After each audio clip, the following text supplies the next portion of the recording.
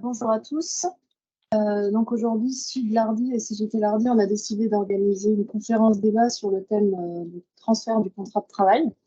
Donc Inès Mefta, juriste en droit du travail et maître de conf à l'Université de Strasbourg, présente. Elle était déjà venue en janvier et elle est accompagnée de Jean-Pierre Mercier, syndicaliste Sud chez Stellantis. Bon, non, on est tous concernés là, par le passage, le découpage de Renault en plusieurs entreprises, ceux qui restent Renault et ceux qui passent en paire, donc le site de Lardy particulièrement concerné. On a peu d'infos quand même de la direction sur ce qu'on va vraiment devenir, mais ce qui est clair, c'est que nous, on a envie de continuer à défendre les droits de tous les salariés, qu'ils soient Renault d'ailleurs les sous-traitants. C'est aussi la question de comment on va faire pour se défendre dans ce contexte-là, dans le cadre du démantèlement de Renault. J'espère qu'on aura pas mal de discussions juridiques, mais aussi sur comment on se bat tous ensemble. J'ai compris. Bonjour à tous, je suis très heureuse d'être parmi vous pour évoquer la perspective du transfert d'entreprise. Pas quelque chose qui est évident.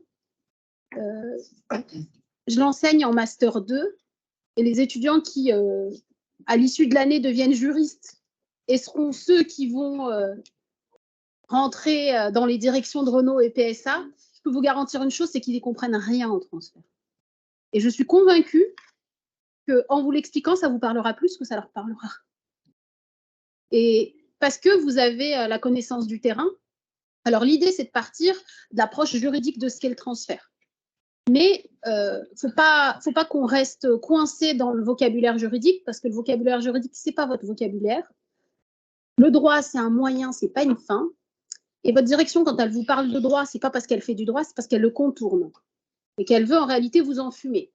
Donc, je vais vous donner les règles de base, mais il ne faut pas rester enfermé dans le droit. Le droit, ce n'est pas un bon terrain pour vous, parce qu'en fait, c'est le terrain dans lequel certains se coincent et dont ils ne se relèvent jamais. La direction, elle vous invite toujours à faire du droit que du droit. Mais eux, ils ne font pas de droit. Eux, ils veulent écrire le droit. Donc, l'idée, c'est que vous écriviez votre histoire à partir du droit, à partir du syndicalisme, sans ignorer le droit, mais sans non plus en faire quelque chose, l'alpha et l'oméga. Enfin, pour moi, c'est extrêmement important d'avoir un discours clair à votre égard. Donc, je vais vous expliquer ce qu'est le transfert, en quoi ça consiste. Et surtout, alors moi, j'ai vu les slides de votre direction. Bon, je vous ai épargné les slides, parce qu'en général, on vous met des mots et plein de couleurs pour vous embourber, en fait. Donc, je vais vous épargner ça. Souvent, quand on vous présente des slides, c'est mauvais signe. Donc, bon, si j'ai besoin de faire un schéma, j'irai en faire un au tableau, mais pas ni des belles couleurs, ni des grands mots pour dissimuler des réalités. Et je suis très heureuse d'être avec Jean-Pierre, que j'avais connu à l'époque du plan social chez PSA, à Aulnay, 10 000 suppressions d'emplois quand même. Donc, il a une certaine expérience en matière de transfert, de démantèlement des collectivités de travail. Parce que finalement, quand on vous dit transfert, je pense que c'est le terme juridique, mais si on voulait être plus honnête et plus concret, eh bien, on pourrait appeler ça le démantèlement des collectifs de travail. Je pense que c'est ce qui correspond à votre réalité. Donc lui, il a connu de manière très concrète dans une entreprise qui est dans un groupe concurrent, qui sont sur les mêmes modèles économiques, même s'ils ne font pas de la même manière, au final, ça revient à la même chose. Je ne sais pas si tu veux dire un mot. Vas-y. Non, vas-y. Alors, s'agissant du transfert, donc moi, j'ai lu vos slides et ce qui m'étonne, c'est que votre direction, bon, d'abord, elle ne vous dit pas la vérité. Elle vous dit peu de choses. Elle vous dit peu de choses et le peu qu'elle dit, ce n'est pas forcément la réalité. Et elle prétend vous offrir des garanties. Et moi, ce qui m'a frappée, c'est quand on est juriste et des garanties ne peuvent pas être platoniques. Vous voyez, ce n'est pas comme dans un couple, il y a des engagements platoniques. En droit, il n'y a pas d'engagement platonique. Il y a soit des engagements juridiques fermes, soit on veut vous embourber. Bon, moi, quand je lis vos slides, ils en ont une consacrée aux engagements Renault. Juridiquement, ça n'en est pas. Donc, c'est important qu'on essaye un peu de déconstruire les termes et la manière dont ils se positionnent pour bien comprendre quel va être le sens de votre combat, comment vous pourrez l'expliquer aux salariés.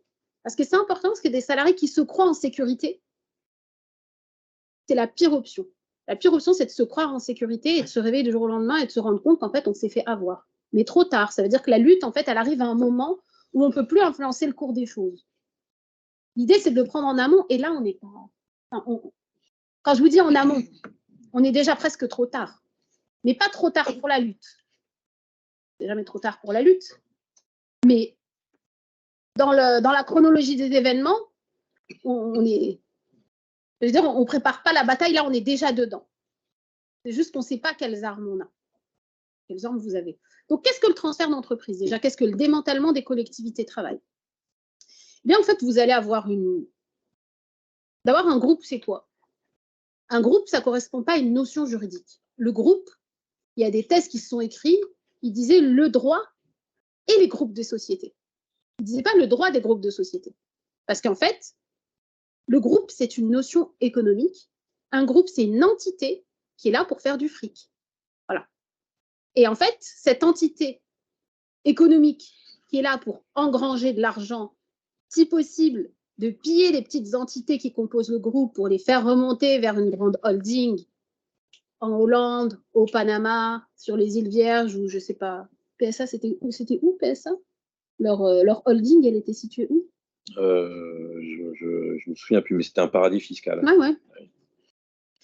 Donc, un groupe, c'est ça. C'est une entité économique, avec à l'intérieur de cette entité économique, qui remonte les bénéfices et qui crée des difficultés qui n'existent pas, en réalité, eh bien, il y a une multitude de sociétés. Et ces sociétés-là, c'est ce qu'on appelle des personnalités morales. C'est-à-dire, c'est des personnalités au sens juridique du terme. C'est des personnes, j'allais dire comme vous et moi, non. C'est des personnes fictives qui ont un patrimoine. Et leur patrimoine, c'est quoi? C'est l'usine, c'est les brevets, c'est les contrats de travail des salariés. Voilà, c'est ça. Le patrimoine d'une entreprise, c'est ça. Et c'est important que vous ayez ça en tête, parce qu'en fait, une entreprise, c'est une personne morale avec un patrimoine, des brevets, des salariés, des contrats. Et en fait, ces contrats-là, et le savoir-faire des salariés, ils ne sont jamais considérés comme un bénéfice pour l'entreprise. Parce qu'en matière comptable, le salarié, c'est toujours une charge. Sauf pour les footballeurs. Allez savoir pourquoi. Le salarié, c'est toujours une charge, ce n'est pas quelqu'un qui rapporte de l'argent, c'est quelqu'un qui coûte. Donc, dans leur fameux fichier Excel, là, les petits étudiants qui sortent de leurs grandes écoles de commerce, là, les Macron et compagnie, ou de Sciences Po, ils ont un fichier Excel, et dans leur fichier Excel, vous coûtez cher, et puis vous rapportez peu. Voilà, c'est comme ça qu'ils gouvernent à partir des chiffres. Donc, chaque entreprise, elle a son propre petit fichier, où elle a ses charges et ses profits. Vous êtes une charge, vous ne rapportez pas trop, et puis on fait remonter tout ça au groupe.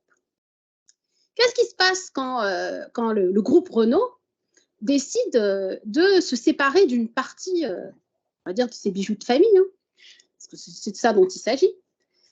Eh bien, ils vont prendre des petites sociétés et ils vont les couper.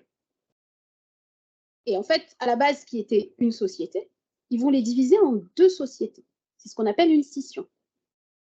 Et alors, ça se passe en droit des sociétés. A priori, normalement, ça ne vous concerne pas. Sauf que la personnalité morale, c'est votre employeur. Et quand ils vont couper deux entités, eh bien, il y en a certains qui vont changer d'employeur. Et c'est ça les règles du transfert d'entreprise. C'est comment on va organiser le changement d'employeur et le passage des contrats de travail d'une personne juridique à une autre personne juridique. Et pourquoi c'est important? Comme on passe d'une personne juridique à une autre, c'est des nouveaux bilans, c'est une nouvelle comptabilité, c'est des nouveaux moyens, c'est des nouveaux brevets. Et il y a une forme de désolidarisation. Vous voyez, c'est comme la liquidation d'un divorce, hein. On avait un seul patrimoine, on divorce, on en a deux. Donc, on va couper et on va décider. Et ça, par contre, ce n'est pas le hasard. Quand votre direction, elle vous dit on ne sait pas trop, ce n'est pas vrai. Ils coupent l'entreprise et ils décident quels sont les actifs, les brevets, les machines, les matières premières, également les salariés, qui vont aller dans un sens, quels sont ceux qui vont aller dans l'autre. Vous, il y aura deux conséquences pour vous. Premièrement, certains, le changement d'employeur. Deuxième conséquence, l'éclatement du collectif. Parce que vous étiez, admettons, 1000 salariés. Avec 1000 salariés, vous avez une certaine représentation, avec un certain nombre de sièges, avec un certain nombre de syndicats. Quand on va couper cette collectivité de travail, votre direction ne va jamais la couper au hasard. Elle va faire des études, y compris sociologiques, elle va aller voir des cabinets de conseil, elle va faire sa petite enquête pour savoir comment on peut faire pour démanteler ce collectif et faire en sorte que tel syndicat qui nous arrange devienne majoritaire dans l'entité qui nous arrange. Parce qu'on ne va pas se séparer comme ça. On ne va pas divorcer à l'amiable et chacun va avoir son petit fief. Ce n'est pas comme ça que ça se passe. Il faut un découpage. Et ils voient là où ils peuvent casser les collectifs, c'est-à-dire là où il y a des collectifs forts, là où il y a des salariés qui luttent, là où on a des débrayages. Et ils s'assurent de casser ce collectif-là et de le diluer dans un collectif un peu plus mou, un peu plus calme, avec la CFDT, avec la CGC, avec des gars qui vont signer ce qu'on leur demande de signer. Ça c'est l'horizon vers lequel on s'achemine. Maintenant, sur le plan proprement juridique, ça, c'était le cadre et le contexte. Un transfert, il y a deux conséquences. Alors, des conséquences individuelles et des conséquences collectives. C'est un peu, comment je peux appeler ça? C'est un peu artificiel de diviser l'individuel et le collectif parce que l'individu ne peut jamais s'exprimer s'il n'a pas un collectif fort. Mais en droit, c'est ce qu'on fait, c'est un peu bête. Mais c'est comme ça qu'on procède, donc je vais faire comme ça. Mais moi, je ne crois pas à cette scission de l'individuel et du collectif, je pense qu'ils s'articulent. Sur le plan pédagogique, je vais passer par cette division-là pour être juste plus clair. Sur le plan individuel, un transfert, c'est quoi? C'est qu'en fait, vous allez avoir un changement d'employeur. Vos contrats sont transférés. C'est hyper important ce que je vous dis. L'employeur change, les contrats perdurent. Les contrats ne sont pas modifiés, d'accord? Les salaires ne sont pas censés être modifiés. La qualification professionnelle n'est pas censée être modifiée. C'est hyper important ce que je vous dis. Ça veut dire que c'est l'heure pour vous d'aller récupérer vos mails, vos fiches de poste, tous les éléments qui permettent d'attester de la nature de votre relation de travail. Pourquoi? Parce qu'il y en a pour qui le contrat de travail, il est désuet. Des fois, je dis aux salariés, oh, mais votre contrat de travail, ils disent, ouais, mais j'ai pas de contrat de travail, le mien, il a changé depuis 20 ans. Je dis, non, c'est pas que vous n'avez pas de contrat de travail. Le contrat de travail, c'est pas qu'un bout de papier. C'est aussi une relation. Et le bout de papier, c'est pour prouver quelle est la nature de cette relation. Mais vous avez d'autres choses. Vous avez un bulletin de salaire où on permet de voir qu'à la base, vous étiez monteur et puis que vous avez fait autre chose. Il y a le contrat de travail, il y a les mails, il y a les cartes de visite, il y a les instructions qu'on vous donne. Tous ces éléments, c'est le moment de les garder. Pourquoi? Parce que quand vous allez changer d'employeur, ils vont prétexter, ils vont pratiquer ce qu'on appelle la stratégie du choc. Parce que vous allez avoir une phase de sidération, vous n'allez pas savoir ce qui vous arrive, c'est là qu'ils vont faire passer les plus gros trucs. Et bon, en général, quand on fait passer un gros truc, après, les petits, ça passe plus facilement.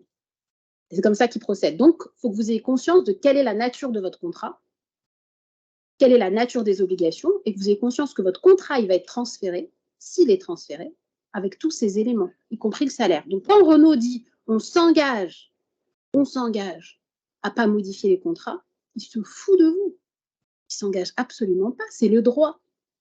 L'article 1224-1 dit qu'en cas de cession, scission, fusion, transfert, bref, les contrats de travail sont transférés. Et Renaud présente comme un grand service, leurs grands seigneurs qui sont, ils prennent l'engagement de pas transférer, de transférer vos contrats et de ne pas les toucher. Une durée limitée. Ça, le contrat, la règle, après ça, c'est un héritage du libéralisme, hein, et de la tradition libérale française et individualiste, c'est qu'un contrat qui est signé entre deux personnes, il ne peut être modifié qu'avec l'accord des deux personnes. Ça veut dire que votre employeur, il ne peut pas modifier unilatéralement votre contrat. Il peut vous proposer une modification, vous pouvez la refuser. Mais attention, après, il faut avoir conscience des conséquences. Les conséquences, s'il n'y a pas de motif économique, s'il n'y a pas plus de 10 refus sur 30 jours, ça ne sera rien.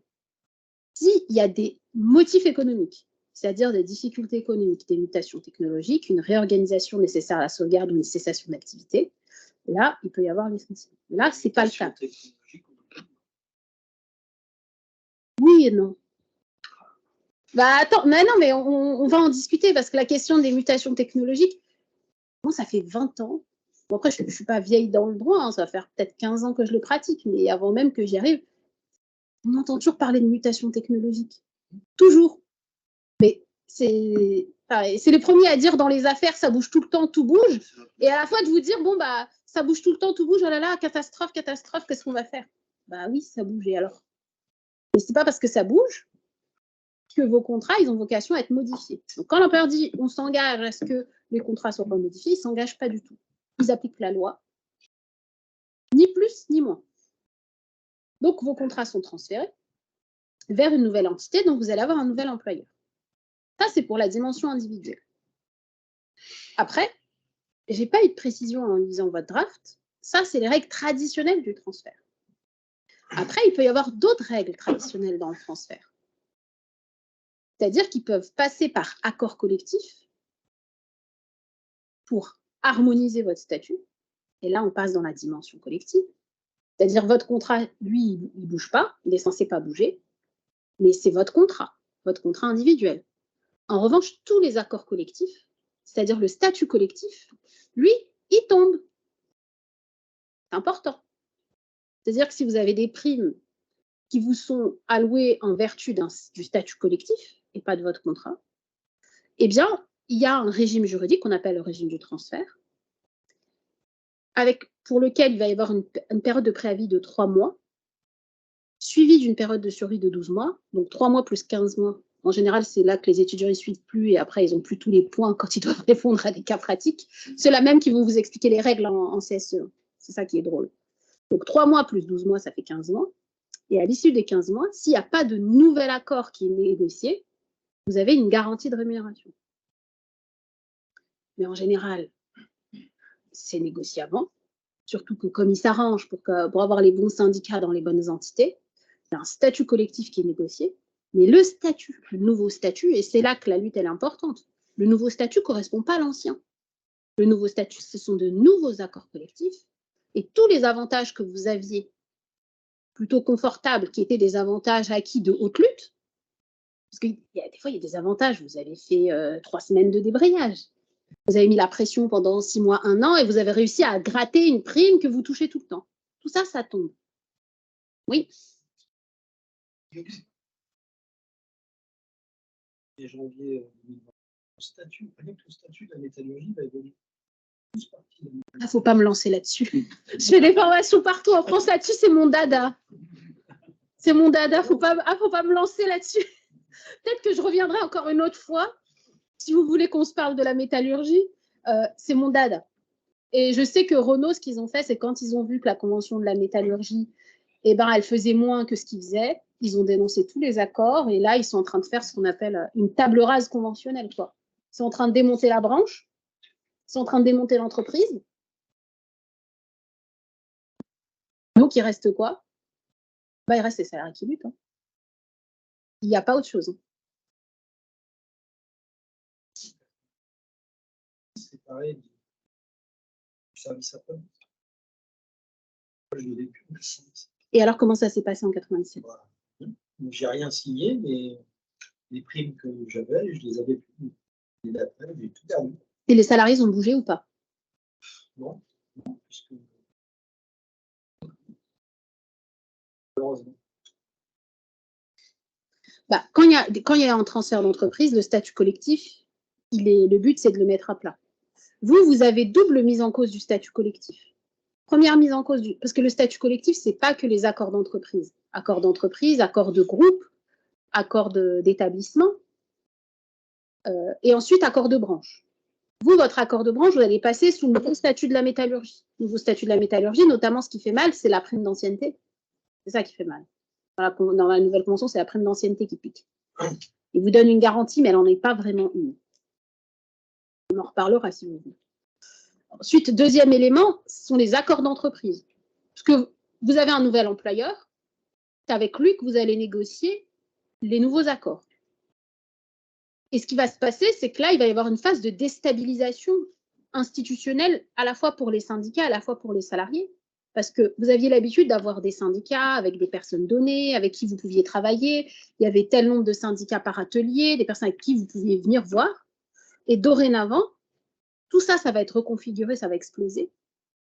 Peut-être que ceux qui auront des mandats n'en auront plus. Et d'autres qui n'avaient pas de mandat vont se mettre à en avoir. Du coup, les personnes qui sont susceptibles de vous défendre ne vont plus être les mêmes. Et ça veut dire que pour monter au créneau, pour mettre la pression, pour revendiquer, il faut un collectif fort. Il faut que les gens ils se sentent d'abord ils se sentent concernés, ensuite ils se sentent mobilisés, qu'ils aient confiance en ceux qui leur donnent des mots d'ordre. Et ça, c'est dur parce que des fois, moi, c'était quand? C'était il y a 2 semaines. Non, la semaine dernière. Je suis formée des syndicats et sur la métallurgie, justement. Et vous savez ce qu'ils me disaient? Ils me disaient, mais nous, on leur parle pendant des semaines et des semaines et des semaines. Et la direction, elle organise une réunion qui dure 20 minutes. Et il suffit que la direction, pendant 20 minutes, leur dise des choses pour qu'ils les croient et que tout le travail qu'on a fait pendant des semaines et des semaines soit sapé. Et ensuite, après, ils ne bougent plus. Et après, ils croient à la direction. Et ils continuent, ils se laissent avoir. Et après, des mois plus tard, ils se rendent compte qu'en fait, ils se sont fait avoir. Et au moment où ils viennent voir les syndicats, pas que c'est trop tard, mais c'est qu'en fait, les moyens de pression, ils sont plus aussi puissants. Parce que les salariés, là où ils sont puissants, c'est quand ils peuvent faire capoter des projets comme ça. C'est des projets de grande envergure. Et ils sont puissants quand ils arrivent en fait à mettre un grain de sable dans les rouages. Et ce grain de sable, il suppose d'être alerte, d'être vif et de se faire confiance mutuellement, de faire confiance au collectif et à se dire, bon, voilà, là, on est en collectif et notre collectif, il va être démantelé. Mais il va être démantelé de manière artificielle. Moi, ce qui m'a frappé dans les slides qu'ils montraient, alors ils disent pas grand-chose. Et alors, de ce que j'ai compris, ils vont monter une entité. En fait, ils vont diviser en 2 entités. Et une entité ampère, c'est ça, et dans laquelle ils vont mettre un certain nombre d'éléments. Mais on ne sait pas quoi exactement. Et dans laquelle ils vont transférer certains types de contrats. Mais on ne sait pas lesquels exactement. On ne sait pas avec qui, on ne sait pas comment.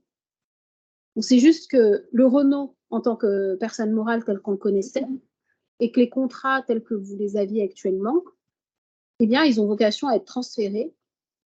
Et là, on attend la suite. Si j'ai bien suivi, hein. Je ne suis pas certaine. Tu en sais plus que moi. Non, mais c'est vraiment ça. C'est-à-dire que là, il y a des gens avec qui on travaille au quotidien qui vont rester Renault, alors que nous, on va basculer en perte. Et probablement qu'au niveau du quotidien, dans les premiers mois, on va travailler de la même façon. Sauf que on ne sera pas dans la même entreprise. Et c'est vrai que c'est là qu'il y a un flou quand même assez énorme. On ne sait pas comment on va travailler concrètement. On voit bien leur opération financière, leur opération juridique, mais au quotidien, on ne voit pas trop comment ça va faire. Par contre, on voit bien que ça va contribuer à la division. Parce qu'il y a déjà 30 boîtes de sous-traitance sur le site. Là, il va y avoir des bouts Renault, des bouts Ampère, avec des droits différents, des élections professionnelles à des moments différents, des choses qui vont contribuer à diviser. Enfin. Et que le CSE, il est déjà mandaté. Non, pour liquider. On en a discuté. Oui, c'est pas fait encore, mais oui. Oui, en tout cas, le CSE, là, nous, on est un établissement Lardy seul, et le CSE de Lardy va disparaître. C'est-à-dire que les bouts, il y a un bout d'Ampère. Le Ampère va être fusionné avec un bout qui est au Technocentre, un bout qui est à VSF, un bout qui est à Cléon, dans un nouveau CSE qui va être présent sur différents sites. Et même chose pour les salariés Renault, très probablement. Il y a le CSE, les salariés Renault de Lardy vont être fusionnés dans un établissement Île-de-France. Donc le CSE, à la fois sur la représentation syndicale et sur les activités sociales et culturelles, va disparaître. Juridiquement, il va disparaître. En fait, c'est les mandats. Ce qui va se passer, c'est que les mandats vont sauter. Voilà, ça, les mandats vont sauter. Et il va y avoir une nouvelle représentation qui va être le fruit des nouvelles entités. Avec une représentation, sa particularité, c'est que c'est une représentation éclatée. L'élection avant l'année prochaine, sera mandaté. Il y aura pas, moi, je pense que l'idée de se dire, il n'y aura rien, il n'y aura pas rien. Il y a des gens Tant qu'il y a des gens, il y aura une mobilisation. Et tant que les salariés ils sont alertes, il ne se passera pas rien. Il ne se passera rien si les gens font rien, en fait. Ça c'est une règle universelle. Il ne se passera rien si personne ne fait rien. Oui. Ouais.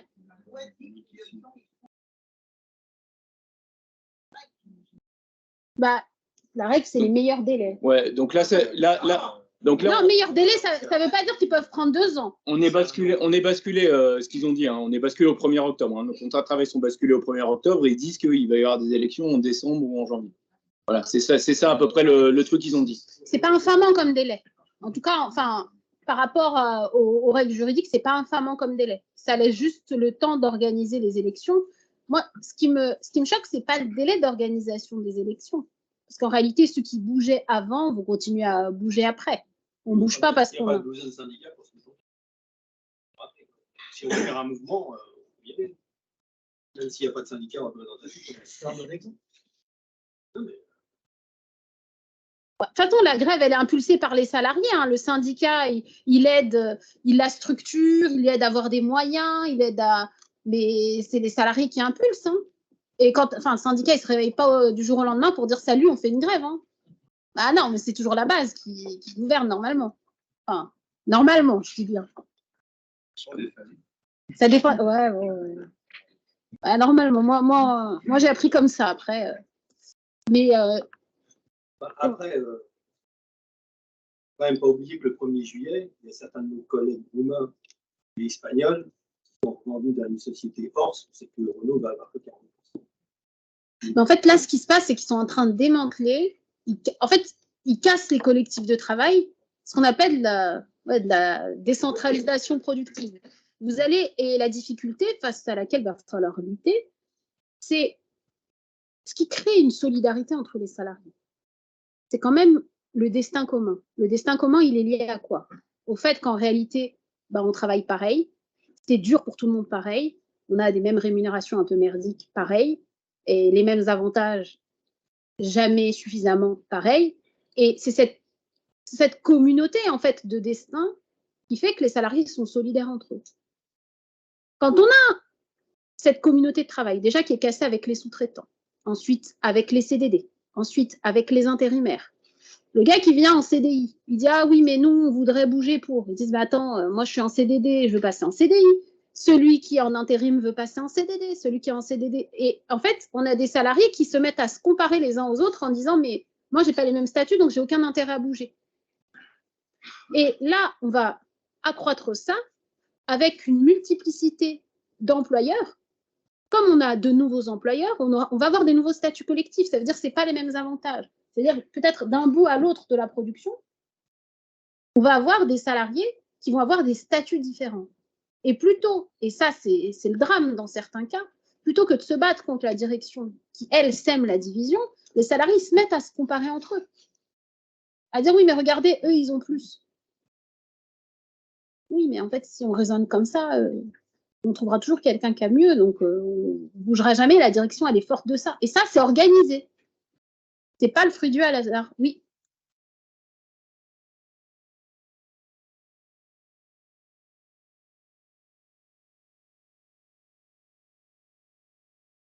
Pour le mec de Douai, pour le mec de Marseille.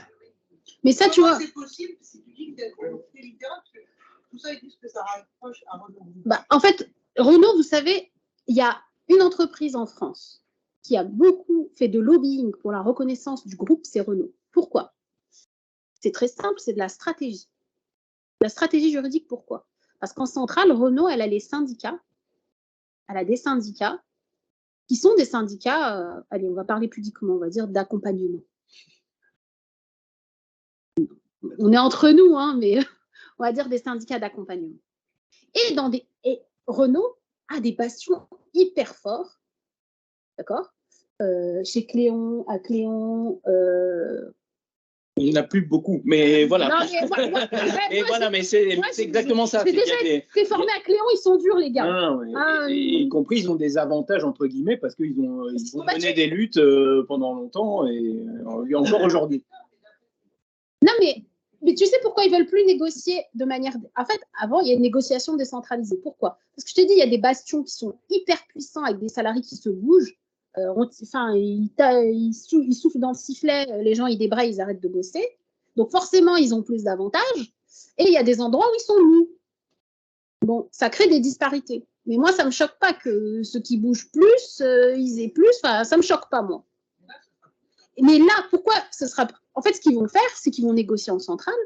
Parce qu'en fait, au niveau délocalisé, ils ont encore des syndicats qui sont un peu puissants. D'accord? Et au niveau central, on a affaire à quoi? Il va falloir qu'on le dise aussi. À des délégués syndicaux centraux, dont certains ne sont pas retournés au boulot depuis 84. Moi, en 84, je venais de naître. Hein. C'est des gars qui, depuis la chute du mur, ne sont pas retournés au boulot. Ça veut dire que quand ils vont négocier, ils ne les voient pas, les salariés pour qui ils négocient de la merde. Excusez-moi, je suis vulgaire. Et ils ne bossent pas avec eux. Ils n'ont pas le même destin qu'eux. C'est des petits politicards de structures centralisées. Et donc, en fait, eux, ce qu'ils négocient, ils ne le subissent pas. Donc, c'est plus... La direction, elle préfère quand même négocier en centrale avec ces gens-là, ces gens plus raisonnables, voyez-vous. Ah, c'est facile d'être raisonnable quand on ne bosse pas. Hein. Et quand on n'est pas soumis aux règles qu'on impose aux autres. Donc, bah oui, ils veulent négocier au niveau du groupe, mais quand ils disent on va tout négocier au niveau du groupe, c'est pas vrai. Ils vont négocier au niveau du groupe ce qui va les arranger. Demain, si la représentation au niveau du groupe, allez, admettons que ça passe une représentation de combat, que les syndicats qui sont actuellement majoritaires ne le sont plus. Vous croyez qu'ils vont continuer à négocier au niveau du groupe? Ben non. Là, ils négocient au niveau du groupe parce que ça les arrange. Parce que c'est de la stratégie, mais la stratégie, ce n'est pas toujours la même. Ça bouge, les acteurs, ils changent. Et si d'autres acteurs qui sont moins arrangeants vont devenir plus forts, eh ben, ils changeront leur braquet et ils iront négocier au niveau décentralisé. En fait, ils jouent. Ils choisissent avec qui ils parlent. Quand ils veulent faire la guerre, eh ben, ils choisissent leur terrain, ils choisissent leurs adversaires. Et après, c'est plus facile de la gagner.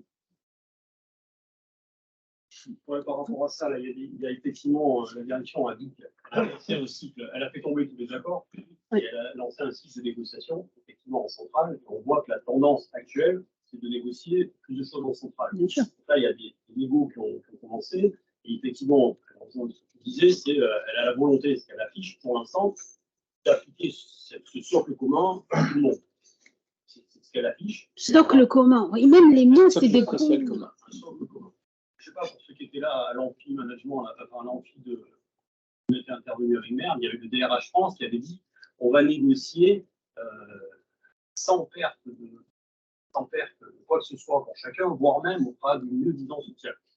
Donc là, on voit les premiers résultats de négo, donc ils vont négocier la mutuelle et la prévoyance.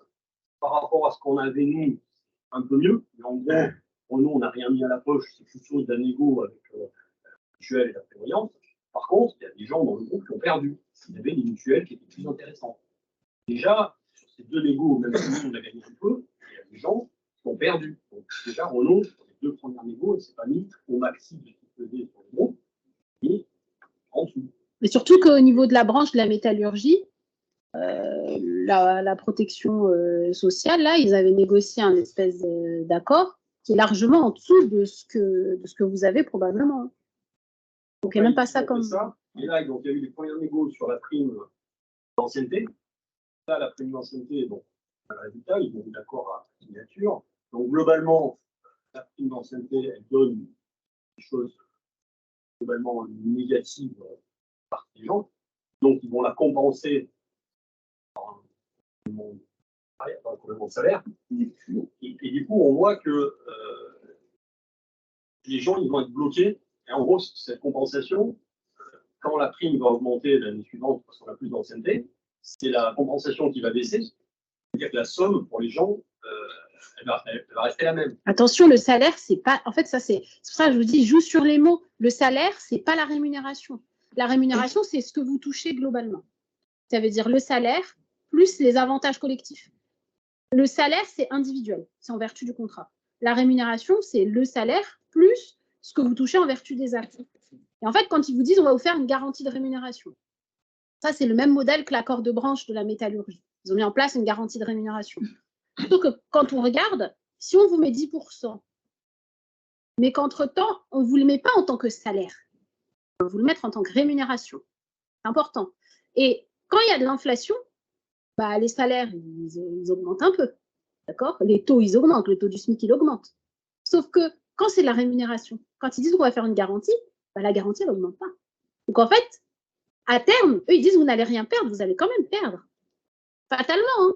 Après, là, en gros, la seule chose qui garantit, c'est qu'on ne perd pas à l'instant T. Ils garantissent rien.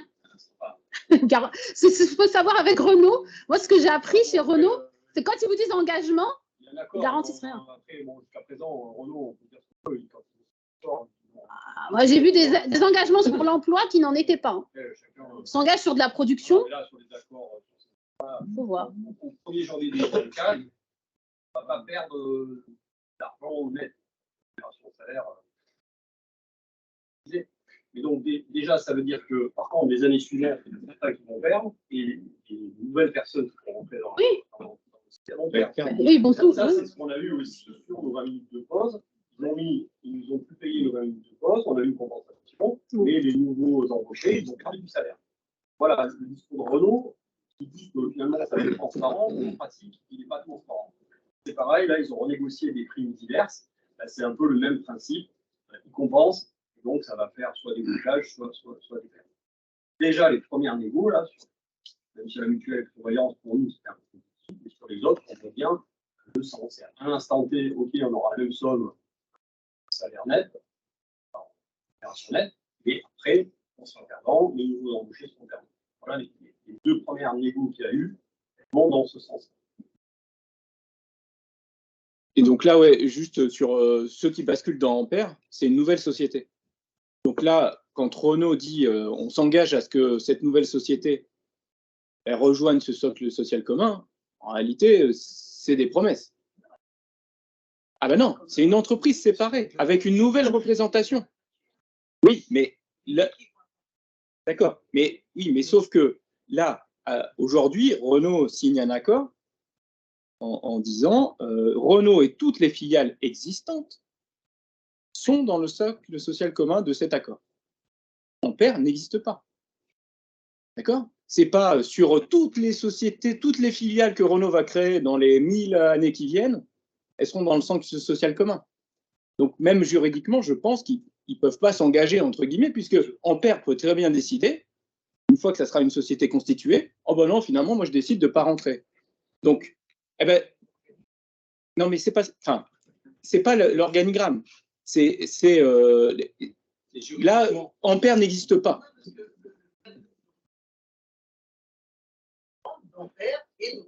Je ne m'inquiète pas pour lui, en effet, ça c'est clair. Non, mais c'est pas parce qu'ils ont le même patron, c'est simplement qu'il faut lire comment l'accord est formulé. Les accords qui sont signés en ce moment, même s'il y a toutes les filiales du groupe Renault, c'est les filiales aujourd'hui existantes. Et ben donc quand c'est ce que expliquait Inès, c'est-à-dire que quand il va y avoir une représentation, il va y avoir une entreprise Ampère et qu'il y aura une représentation syndicale des salariés d'Ampère, ils vont faire un accord qui, selon toute probabilité, d'après les promesses de Renault, sera que Ampère rejoindra le socle social commun, en prenant leurs mots. Ouais, mais voilà. si c'est une personnalité morale distincte, ben oui. Une personnalité morale, elle décide pour elle. Hein. Ce n'est pas ton voisin qui va décider pour toi. Donc, non, mais ce qu'il faut se dire, c'est que c'est deux personnes différentes. Si vous avez une personne juridique qui dit, voilà, moi, elle va avoir ses propres accords d'entreprise. Il y aura l'accord de groupe, mais ils auront des accords d'entreprise. Et au niveau, ce qu'il faut savoir, c'est que c'est plus en termes d'articulation des niveaux de négociation. Vous avez un feutre que je fasse un petit schéma? Mais où, en fait, je sais pas. C'est un Ce qu'il faut comprendre, c'est que c'est un millefeuille. Il n'y a pas que le groupe, il y a l'entreprise. Et là, pour le coup, ça va être du droit. Eux, ils vont jouer sur le droit pour gérer l'articulation des niveaux de négociation. Et le rapport entre les accords d'entreprise et les accords de groupe, normalement, c'était kiff-kiff. C'était au même niveau. Et donc, qu'est-ce qui arbitrait une opposition entre des dispositions à l'intérieur de ces deux accords? Vous avez un accord d'entreprise qui prévoit une prime d'ancienneté de 100 €, un accord de groupe qui prévoit une prime d'ancienneté de 150 €. Jusque-là, on disait c'est le principe de faveur. Le principe de faveur, c'est quoi? C'est que quand il y a deux règles qui vont s'appliquer a une même situation juridique, on va appliquer la plus favorable aux salariés. Ça, c'était avant. Sauf que depuis la réforme et les lois El Khomri, les ordonnances Macron, qu'est-ce qui s'est passé? Eh bien maintenant, dans l'accord même, les parties peuvent prévoir que l'accord de groupe va prévaloir sur l'accord d'entreprise. Ça veut dire quoi? Ça veut dire qu'ils peuvent prévoir que l'accord de groupe, il sera moins favorable que l'accord d'entreprise, mais il prévaudra. Donc, ce n'est plus le principe de faveur. C'est une règle qui s'applique sur une autre. Alors qu'avant, c'était les deux peuvent s'appliquer et on appliquera la plus favorable. C'est pour ça que quand, en fait, eux, ils vont jouer avec les textes. C'est pour ça que quand ils vous disent on vous donne des garanties, bon, le droit, il ne s'encombre pas du droit, mais quand ils peuvent jouer avec, ils jouent avec. Et moi, mon drame, et je suis juriste, ma vie, c'est le droit. Bon, je ne fais pas que ça, mais c'est la majorité de mon activité. Mon drame, c'est qu'en fait, le droit, il ne faut pas y croire. Pourquoi il ne faut pas y croire? Parce que c'est un instrument au service d'une action. Donc moi, si je veux baisser les règles qui sont applicables pour vous, mais je vais utiliser le droit. Et c'est ce que Renault fait. Et je vois que les salariés, ils croient dans le droit. Ils sont persuadés que le droit est là pour les protéger et qu'il ne fera que ça. Et ce n'est pas vrai. Il n'y a que les salariés qui peuvent protéger les salariés. Là-dessus, il ne faut pas vous illusionner. Hein. Le droit, c'est votre ami, mais pas tout le temps. Donc, vous voyez. J'ai un mouchoir.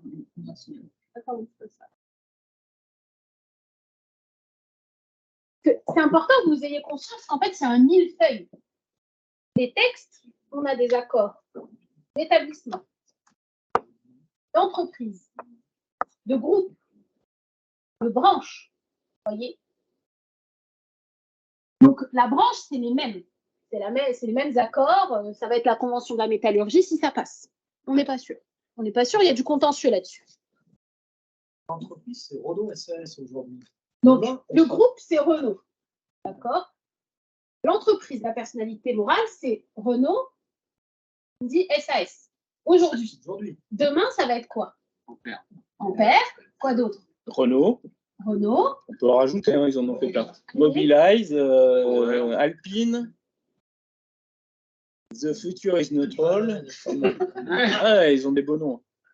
Mais on dirait un chanteur de rap, là. The Future is not all. Ça fait... C'est ça. Or, oui, pas en France, mais bon. Enfin, ouais.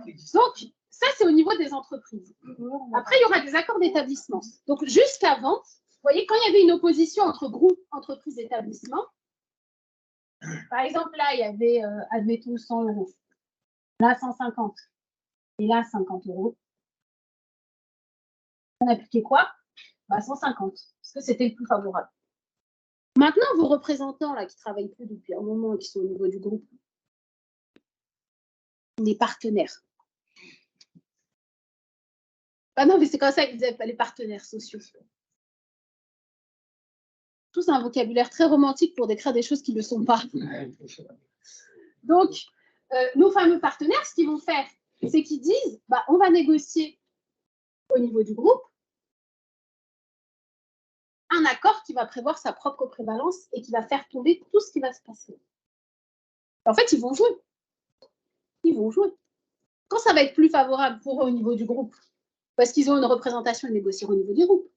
Quand ça va être, par exemple, quand il y aura des vrais combats dans certaines usines, comme il y aura à Cléon ou ailleurs, ce qu'ils feront, c'est qu'ils vont désolidariser l'entité, ils vont leur négocier un accord d'établissement et vont se dire, bon, ceux-là, ils nous emmerdent un peu trop, ça débraye trop, on va leur donner un peu. Puis de toute façon, les autres, ils ne se bougent pas, donc s'ils ne se bougent pas, ils n'auront pas. On va leur donner un peu au niveau de l'établissement, mais on ne donnera pas tout le monde. Donc à la fois, ils peuvent dire qu'il y a un socle social commun. Et à la fois, quand les salariés auront lutté, ils pourront obtenir quelque chose. Et là, l'accord d'établissement, il pourra s'appliquer. Et avec plus notre histoire de prévalence. Ça veut dire qu'ils peuvent jouer sur les deux terrains. C'est pour ça que c'est important. Ils disent Renault s'est engagé. Renault ne s'engage jamais. Et non, mais c'est important. Il y a une approche un peu romantique. On s'engage, on se promet des choses. Et moi, j'ai vu, ma spécialité, c'est l'emploi, c'est les engagements sur l'emploi. J'ai fait une thèse là-dessus. Et en fait, Renault, leur spécialité, c'est de faire des engagements qui n'en sont pas. C'est de dire, nous, on va s'engager à ce qu'il y ait une production de plus de 50 000 véhicules.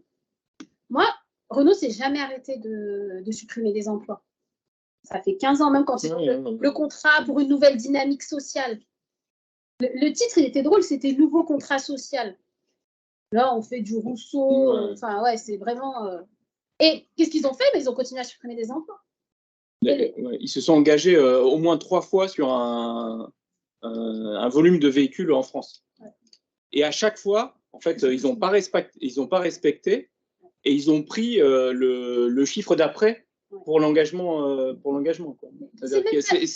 c'était 1 750 000, c'est 600 000, et à chaque fois, ils n'ont pas respecté, ils étaient en dessous. Et sur l'emploi, c'est la même chose, ça c'est clair. Non, oui, voilà. De toute façon, on supprime des emplois pour sauver ça, c'est la règle. Mais surtout, la particularité de Renault, c'est qu'ils disent qu'ils s'engagent. Mais en fait, juridiquement, ce qu'on appelle un engagement, c'est un acte, un nombre de salariés. Et des fois, il y a des employeurs qui disent « Ah non, on s'engage à pas licencier ». Vous savez ce qu'ils font? Ils font des départs volontaires. Ça, c'est chez Renault. Ah, on ne fera pas de licenciement économique, non. Ouais, mais on peut faire des départs volontaires parce que les gens veulent bien partir. Alors, formellement, ils ne les licencient pas, mais les gens partent quand même. Voilà. C'est comme ça que Renault comprend ses engagements. Et des fois, moi, je forme des syndicalistes de toute obédience, parce qu'à la fac, c'est ça, on forme des syndicalistes. Et alors, on fait un travail. Je leur fais maintenant, je les force, parce que quand ils sont face à moi, il faut bien qu'on travaille un peu, à rédiger des engagements sur l'emploi. Je dis, vas-y, rédige-moi un engagement. Ils sont en galère. Ils sont en galère, pourquoi? Et je leur donne des fois des bouts d'accord. Je leur dis, voilà, là, l'employeur, il dit qu'il ne va pas supprimer, qu'il ne supprimera pas d'emploi. OK. Et qu'est-ce qu'il peut faire? Il peut mettre des gens à la retraite. Et il peut ne pas recruter. Des fois, il peut s'engager à ne pas transférer. Mais il ne s'engagera pas à ne pas supprimer. Des fois, il s'engage à ne pas licencier pour motif économique. Mais ça ne veut pas dire qu'il ne va pas s'engager à ne pas faire des départs volontaires. Ou à ne pas, des fois, il dit, qu'est-ce qu'ils ont comme... à ne pas faire de rupture conventionnelle collective. Et les syndicats, ils sont trop contents. Ils disent, mais là, il y aura une rupture conventionnelle collective, c'est génial. Non, rupture conventionnelle collective, il n'y a pas de motif économique. L'employeur, il supprime des emplois. Ça ne peut pas être plus génial de supprimer des emplois sans motif économique. Et en plus, avec la signature des syndicats. C'est vrai que c'est hyper important quand on vous dit qu'il y a un engagement. Un engagement, c'est une date. Un engagement, les engagements, ils doivent être en miroir. Quand ils disent c'est un engagement donnant-donnant. Donnant-donnant, ça veut dire qu'il faut qu'on donne, il faut qu'on reçoive. Donc les salariés vont accepter de... Qu'est-ce qu'ils avaient accepté? C'est le passage aux 39 heures, de travailler 4 heures en plus chaque semaine. Et ils leur ont dit qu'ils allaient garantir les emplois. Et après, ils ont dit on va garantir un volume de production. Et après, ils ont dit oui, mais on n'a pas dit qu'on allait garantir un volume de production dans cet établissement-là, puisqu'on a garanti dans l'autre. Donc, il y a des salariés dans l'établissement qui font des sacrifices. Et puis, c'est ceux de l'autre établissement qui vont bénéficier des engagements où ils n'en ont pas besoin. Donc, il faut un jour, une date, il faut dire de quand à quand il y a un engagement. Ensuite, il faut que ce soit un véritable engagement. Il faut qu'il y ait de la consistance. Ce n'est pas juste des petites paroles comme ça.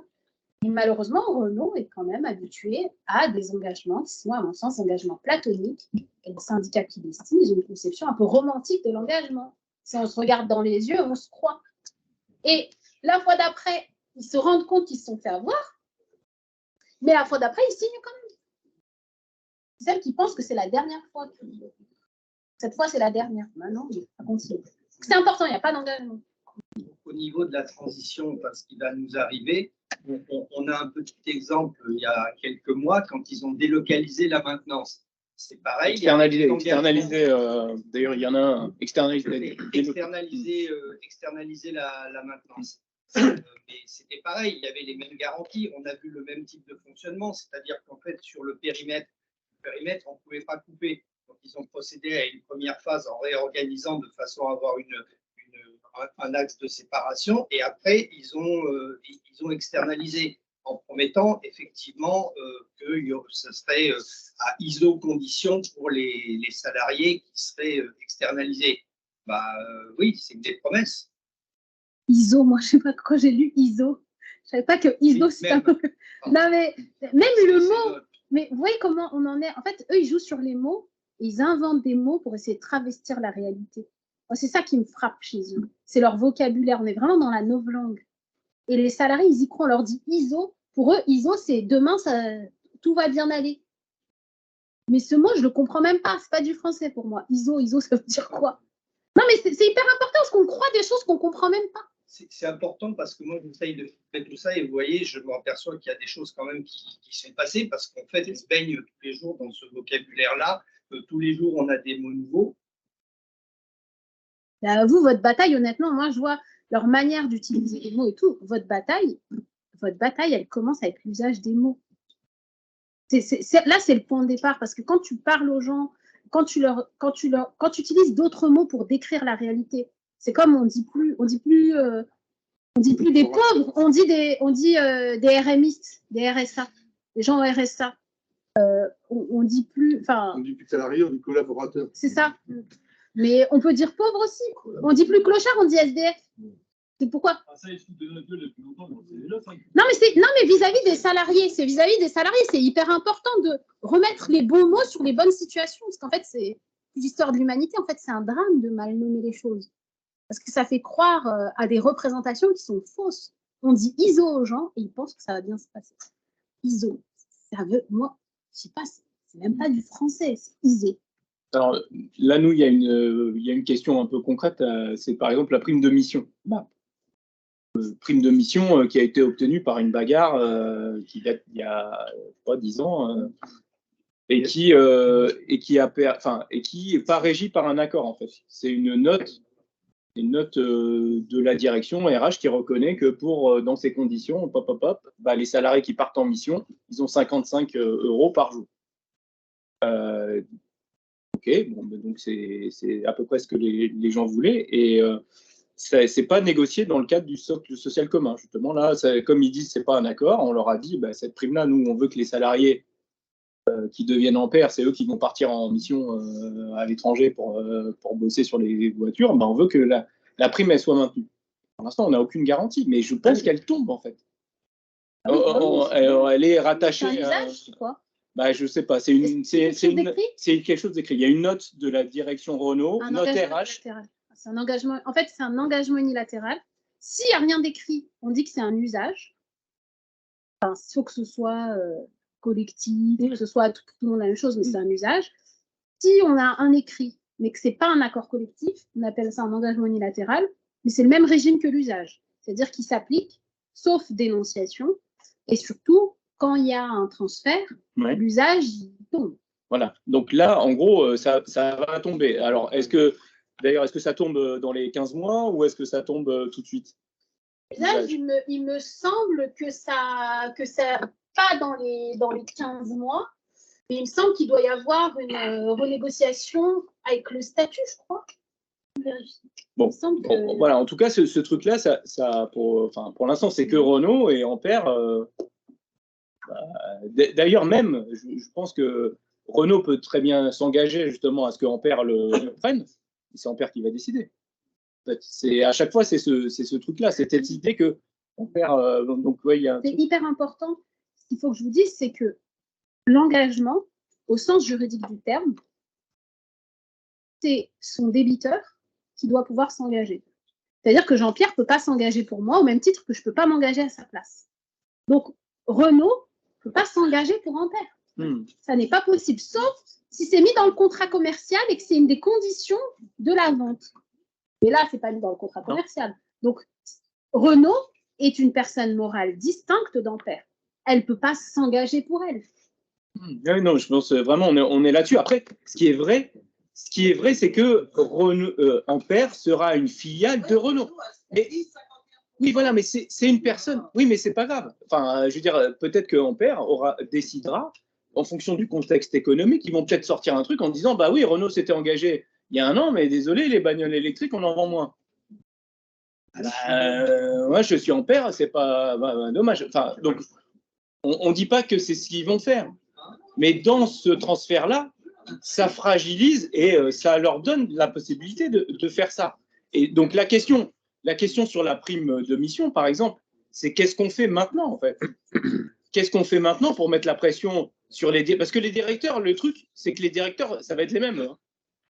Les directeurs, eux, ils vont basculer et dans le rapport de force, les missions, c'est très important. S'il n'y a pas les missions pour faire les véhicules, il n'y a rien qui sort. Hein. Donc, c'est ça qu'on doit se poser comme question. Il y a le droit.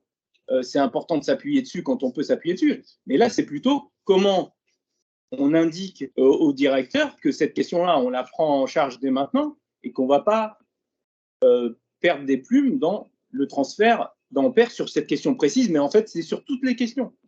Il n'existe pas. C'est bien Renault qui a créé la société Ampère. C'est bien Renault qui va définir ce qu'il va mettre dans la société Ampère. Elle va décider ce qu'elle va mettre en actif, en salarié, en moyens de production, en brevet. Mais elle ne va pas décider les accords collectifs. Attends, juste. Et oui, mais justement, c'est tout le problème. C'est-à-dire que non, pas au niveau collectif et juridique, pas au niveau des droits collectifs. C'est ce qui s'est passé à Douai. À Douai, ils ont sorti Douai de Renault SA. Et donc, ils renégocient tous les accords. Tous les accords sont tombés. Et donc, ils ont renégocié les accords. Ils ont créé une entité avec Ruiz et puis la Sobab.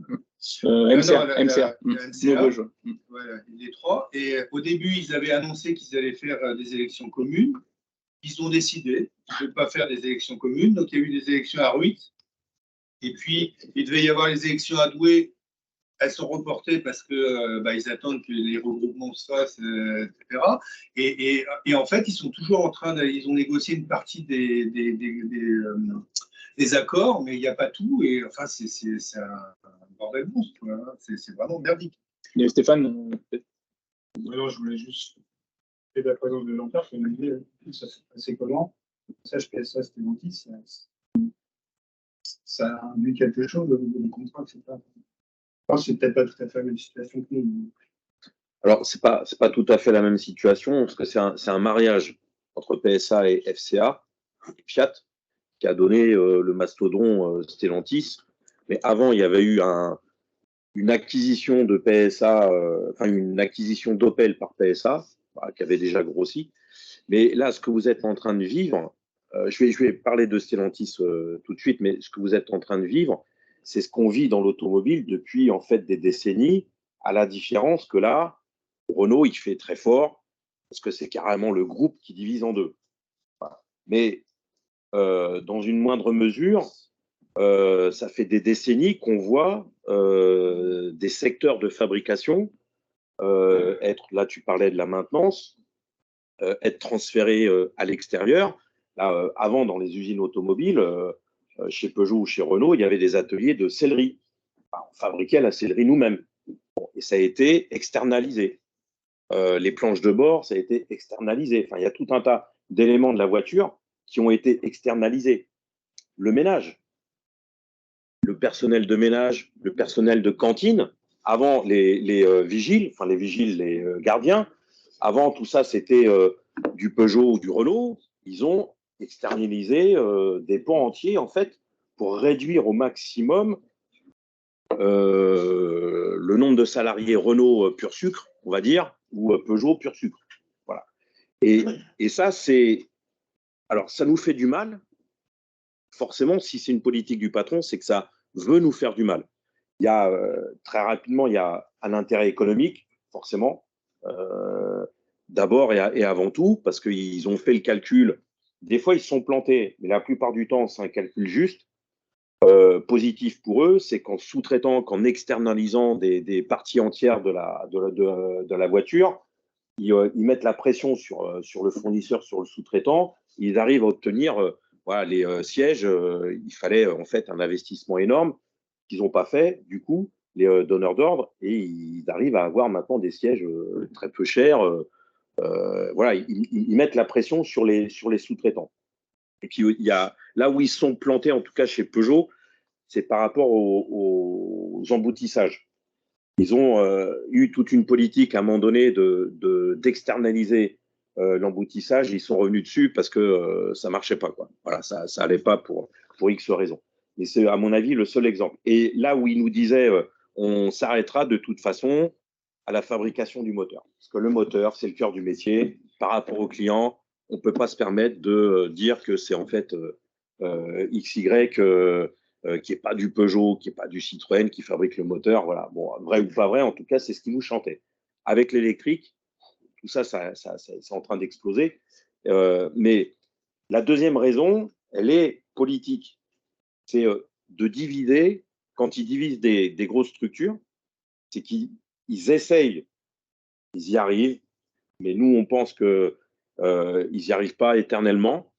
Ils arrivent à mettre dans la tête des salariés qu'à partir du moment où on n'appartient plus à la même boîte, qu'on n'a plus le même bleu de travail, qu'on n'a plus le même contrat de travail, on n'a plus des intérêts communs à défendre. On n'a plus les mêmes intérêts.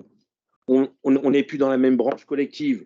On n'a plus le même contrat de travail. On ne bosse plus normalement pour le même patron, etc. Et donc, on ne peut pas se mettre ensemble pour défendre les mêmes intérêts.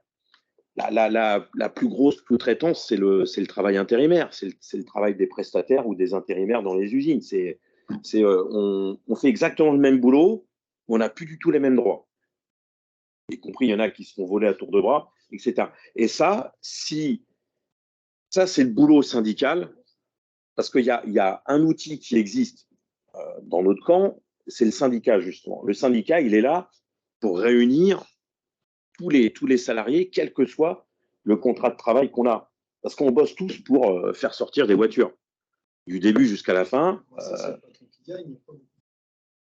Ouais, mais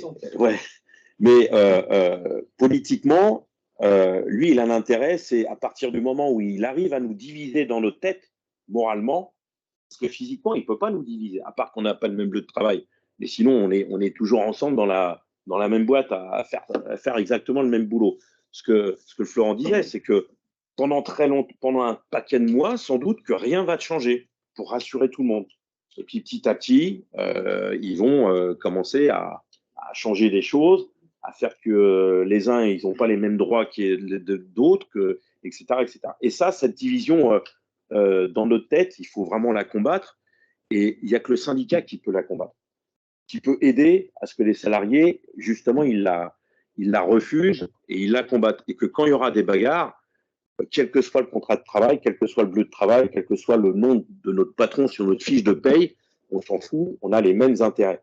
Et ça, c'est hyper important. Alors après, par rapport à Stellantis, là, c'est beaucoup par rapport à la transition énergétique, le fait qu'on va de plus en plus, j'en sais rien, si on va de plus en plus vers l'électrique et puis on ne sait pas ce que ça va donner, c'est quand même un énorme problème dans la filière automobile, c'est que je crois que pour la première fois de l'histoire de l'automobile, les constructeurs sont en train de s'engager dans une nouvelle production où personne ne sait si ça va marcher ou pas. Personne. Le moteur à explosion, on savait. On savait que ça allait... Enfin, on savait. On n'y était pas à l'époque, hein, mais ils savaient que ça allait marcher, que ça allait se développer avec le pétrole, etc. Là, l'électrique, c'est le néant, hein, c'est le brouillard. Voilà, bon. Mais là, la politique de Stellantis, justement, par rapport à Douvrin, vous allez entendre parler de Douvrin le 30 mai, il y a Tavares qui invite Macron, le chef d'État allemand, le chef d'État italien, pour inaugurer une super giga factory à mort qui tue de fabrication de batteries. C'est un truc gigantesque. Bon, c'est 400 bonhommes seulement pour fabriquer, alors là, des tonnes de batteries, on est bien d'accord. Des batteries de quoi? De voitures? Des batteries de voitures. À base de quoi? Lithium, cobalt.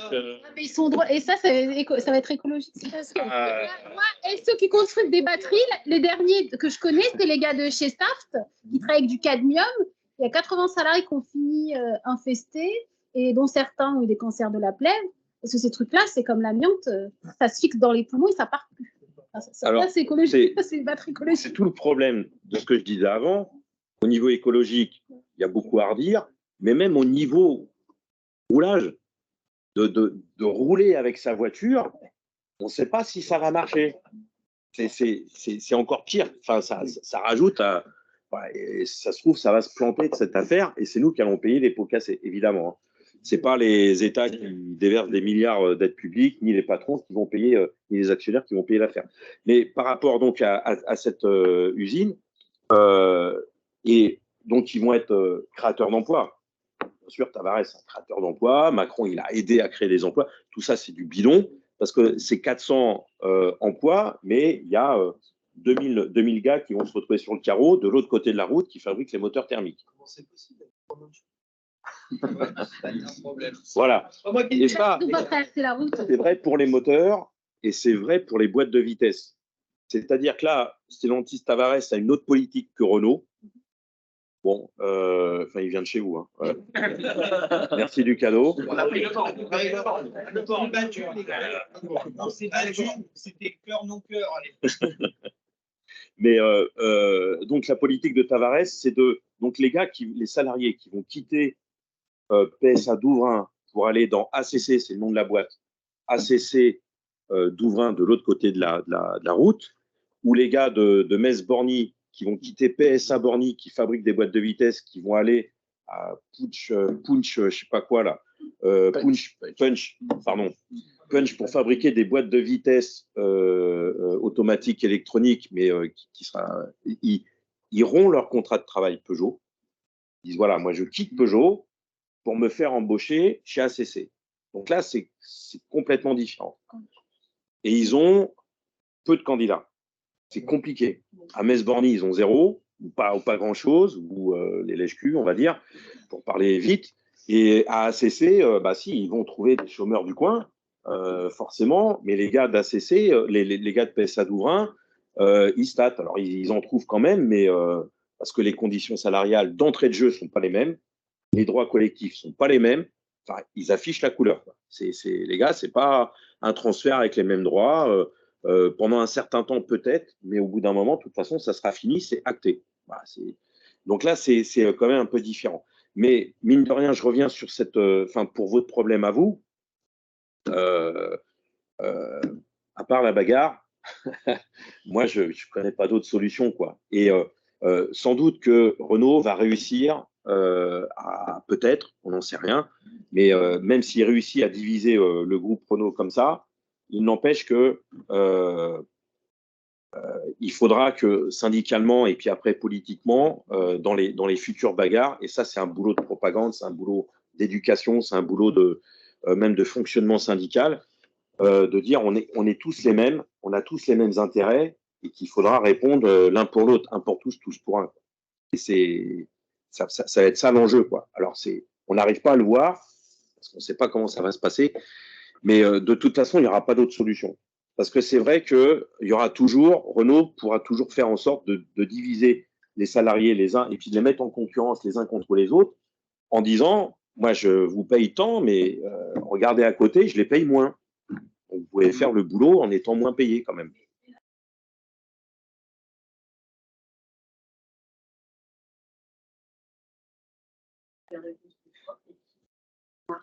Il y a du vide. C'est du vide intersidéral. Il y a plein de gens qui disent on verra bien plus. Oui, il y en a plein qui Et là, on est moins de mai que Après, on nous balade, on dit mais on ne sait pas, on travaille, on sache. Bien sûr que si, mais c'est. Non, je suis confiante, Denise. Après, ça dépend quel est notre objectif. Là, aujourd'hui, ça fait quand même 2 ans ça fait peut-être 1 an et demi qu'on sait qu'ils vont diviser le groupe, qu'ils ont ce projet-là. On a tenté des mobilisations générales en disant non au démantèlement de Renault. On a vu, à part à Cléon, pour revenir à Cléon, où il y a eu une vraie mobilisation là-dessus, sur le truc, non, je ne veux pas perdre mon statut de Renault et je me bats, à part à Cléon, où on a fait 2-3 débrayages qui n'étaient pas ridicules, mais on a senti que ça prenait pas, on ne va pas les faire reculer. Aujourd'hui, ils vont vers le démantèlement, on ne va pas les faire reculer là-dessus. Maintenant, ça ne veut pas dire qu'on plie les gaules et qu'on ne fait rien. Au contraire. Il faut défendre nos droits sociaux. Et c'est pour ça que je prends l'exemple de la prime de mission. Ça, c'est un truc sur lequel on peut s'accrocher. C'est un truc sur lequel on peut construire dès maintenant. Une mobilisation, un truc ou un coup de semonce vis-à-vis de la direction en disant, là, nous, on ne l'oublie pas celle-là. Et après, il faut poser cette question-là à chaque avantage, entre guillemets, à chaque petit, voilà, de tout ce qu'on peut perdre et tout ce qu'on s'engage à nous à se bagarrer pour défendre.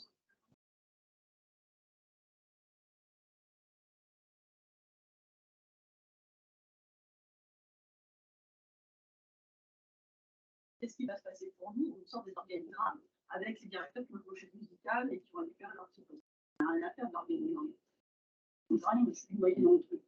Une case en bas, là, alors, avec un peu de chaussures dans la tête. Très bien. Super. Mais c'est pas ça que j'attends. J'attends qu'on me dise ce qui va se passer pour moi. Quelles sont les infections du travail? Quelles sont les aujourd'hui? Quelles vont être les impacts sociaux? Quelles vont être les infections mutuelles, etc.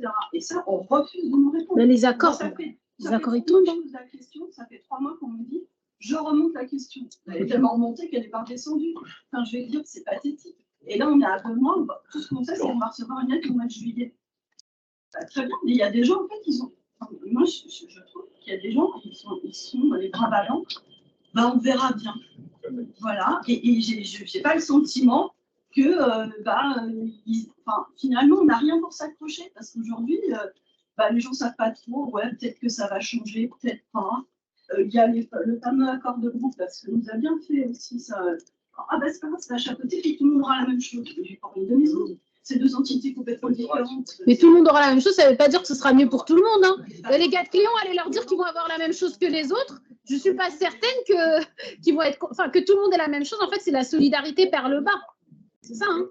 Et comment vous faites pour dire aux gens, bougez-vous, parce que finalement, ça va pas bon. Moi, j'ai une solution. Attends, Fred, il y avait des tours de parole.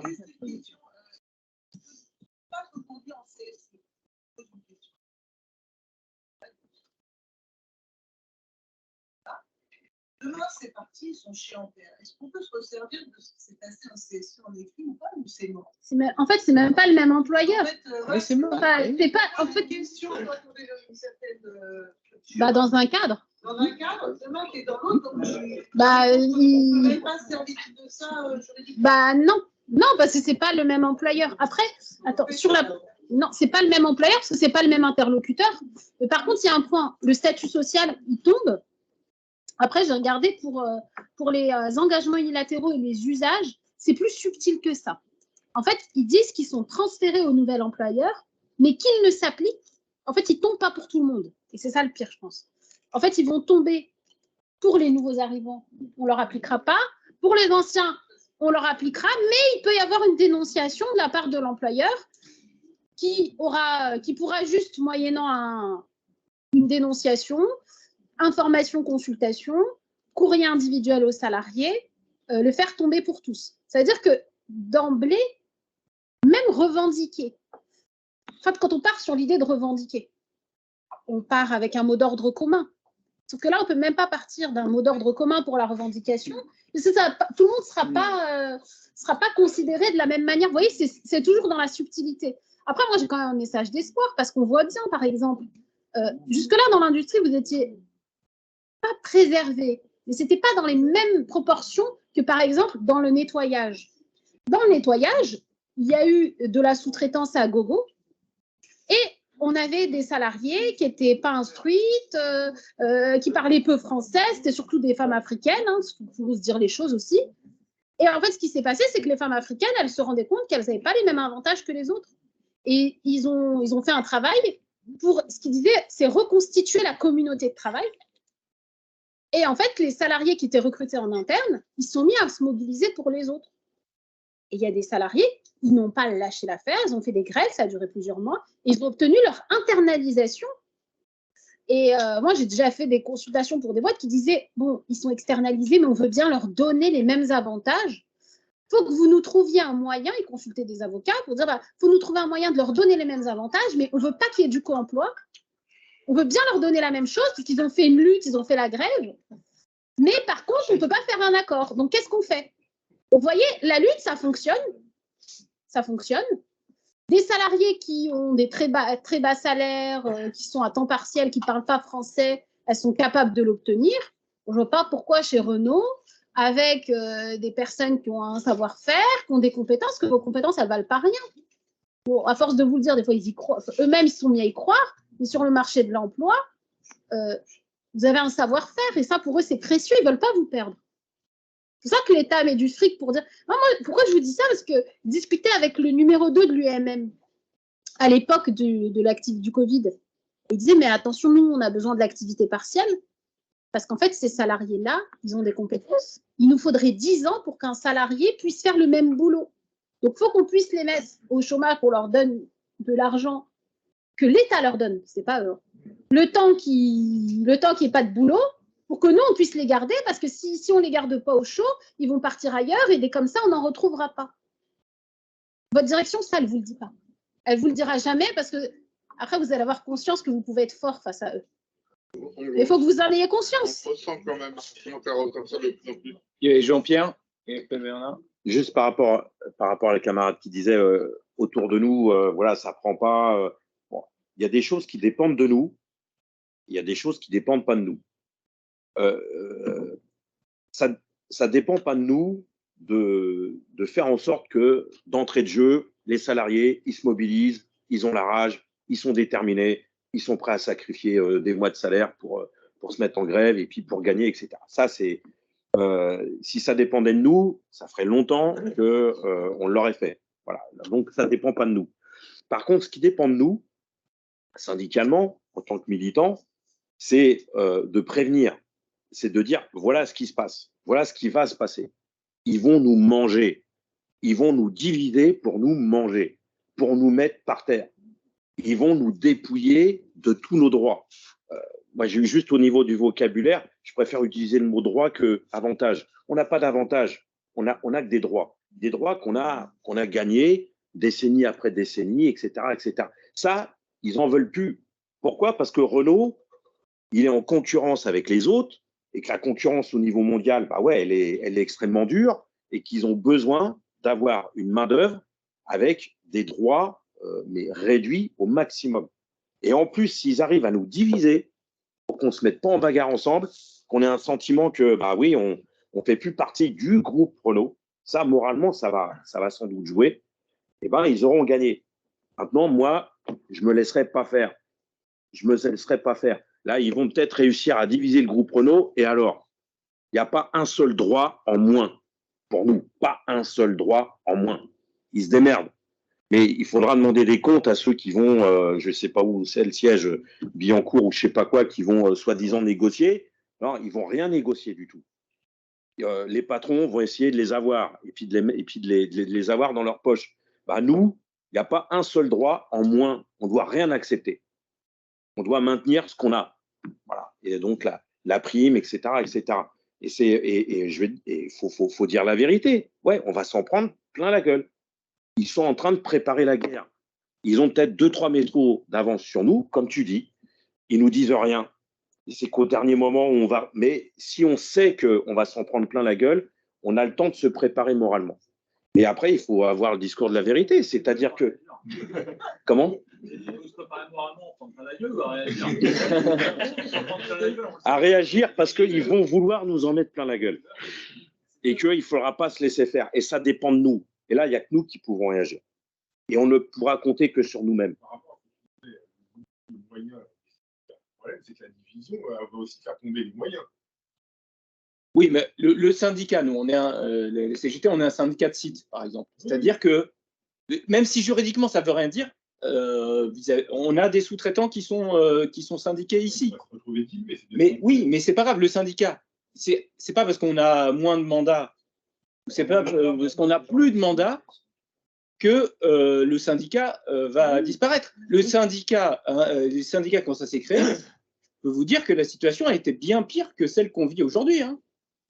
Les gens, nos aïeux, ils ont pris des risques bien plus grands que ce que nous, on va prendre voilà, dans cette situation. Donc maintenant, il faut qu'on combatte cette idée de division. Et moi, je suis pour faire la prise de judo. Ils veulent nous diviser. Eh ben nous, on va plus intégrer les prestats dans notre activité puisqu'on sait tous les prestats les uns des autres. C'est leur logique. Ils veulent que les Renault ils soient les prestats d'Ampère, que Ampère ils soient. On va leur prendre à leur propre jeu et on fera un vrai syndicat de site où tous les gens qui travaillent à l'Hardy, ils se sentiront dans une entité qui leur permettra de se bagarrer. Je pense qu'il faut. Enfin, je ne dis pas que c'est facile, hein, Mais c'est comme ça qu'on va lutter le plus efficacement contre cette politique de division. Se préparer une rallonge sans prendre plein la gueule, tu as quand même l'impression que les gens ils sont prêts à se prendre plein la gueule, mais ils sont fatalistes. Non, ils sont pas prêts, ils espèrent passer. En fait, ils se disent peut-être que si je bouge pas, moi là, mon contrat il sera pas transféré. Ils ont encore un peu d'espoir. Moi, je pense. Hein, Non, c'est Juste par. le socle commun qui essaye de. Ouais, mais cette réaction, elle est normale. Cette réaction, elle est normale parce que la direction, elle met tout en œuvre justement pour toujours faire vivre l'espoir. Nous, notre boulot, je vais peut-être choquer, notre boulot, c'est de tuer l'espoir. C'est de le tuer, l'espoir. On ne doit rien espérer de la direction. Rien.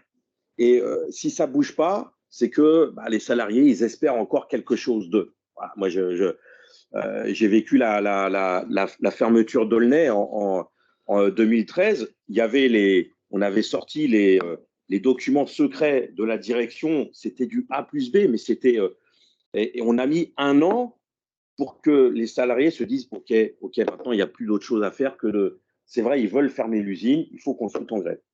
Mais parce que voilà, alors ça prend plus ou moins de temps, mais voilà, et ça on n'est pas maître du temps. C'est aussi un de nos problèmes.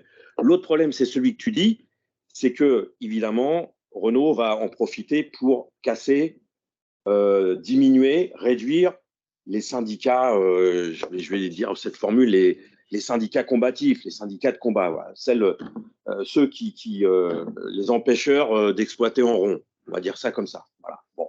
Et c'est sûr que vous allez sans doute connaître une passe difficile. Juste, je vais pas dire ici les raisons, parce que c'est pas le souci. Moi, pendant 1 an, avec mon syndicat, on n'avait plus de moyens du tout. On n'était plus représentatif, plus rien du tout. Moi, j'ai plus de mandat pendant 1 an. J'étais dans un magasin complètement isolé, et les potes, c'était exactement pareil. On a dû fonctionner autrement. Alors, ça a mis du temps, parce que 25 ans que je milite syndicalement, 25 ans, ça crée des habitudes à la con. Et à la con, c'est-à-dire, en fait, c'est les militants qui font tout. C'est les délégués qui font tout. Et on ne demande jamais quoi que ce soit aux syndiqués ou même aux salariés qui n'est pas syndiqué. Et on a dû, par la force des choses, contraints et forcés, pour faire défendre notre cause, on va dire ça comme ça, on a dû s'appuyer sur les syndiqués, sur les salariés. Les mecs qui nous appelaient, viens, j'ai un problème, je ne peux pas, j'ai plus de mandat, je suis coincé au poste. Alors, on se voit à un autre moment, etc. Et on a trouvé des solutions. Mais du coup, ça demande une énergie un peu différente, une détermination profonde, ça c'est certain. Mais là, du coup, c'est ce que disait Florent. Avant, les syndicats, ils étaient interdits. Comment ils ont fait pour gagner tout ce qu'ils ont gagné? Ils ont gagné bien plus que nous, nous, on est en train de tout perdre. Bon. Mais donc, du coup, c'est possible, ça. Et cette idée que le syndicat légal, les moyens syndicaux, le délégué, t'es estampillé délégué, donc non, tout ça, du coup, il faut se préparer à l'oublier et à fonctionner autrement. Alors ça fait mal, je suis bien d'accord, mais vous allez être obligé. Et ça marche parce que ce que voient les salariés, c'est s'ils ont des femmes et des hommes qui sont déterminés à défendre les intérêts généraux et qui sont intègres et qui sont fidèles à leurs intérêts. Et ça, dans les moments où ça commence à tanguer, où il y a la tornade, ils sont bien contents de voir que vous existez encore, même si vous n'avez plus de mandat, même si vous êtes plus représentatif ou je ne sais pas quoi. Et ça compte vachement. Alors, c'est pas un chemin tranquille que vous avez devant vous, c'est un chemin, c'est un chemin de ronce, hein. C'est certain. Mais voilà, vous êtes obligé de. Mais si moralement vous êtes costaud et très soudé, ça va le faire. Hein. Il y avait Hélène, c'est ça? J'ai pas tout. Oui, c'était un peu avant, mais ça allait dans la même idée. C'est vrai que tu disais qu'on n'avait aucune réponse. Ça m'a fait penser à merde. Et un collectif pour créer maintien des emplois Renault-Lardy pour les salaires. Et on a vu que quand il y a eu le collectif qui s'est monté, la direction en fait donnait beaucoup plus de réponses que leur langue de bois habituel en fait. Et ce qu'ils nous refont aujourd'hui. Et enfin, je trouve que c'est quand même une expérience positive qui est récente pour nous. vécu. Et il faut peut-être qu'on serve de cette expérience pour et puis pas rester dans notre boîte, pas rester dans notre syndicat et voilà rester collectif au-delà de toutes ces limites qu'on se met dans nos têtes. Moi, il y a un point hyper important sur lequel je voudrais venir, c'est la question des mandats et des syndicats.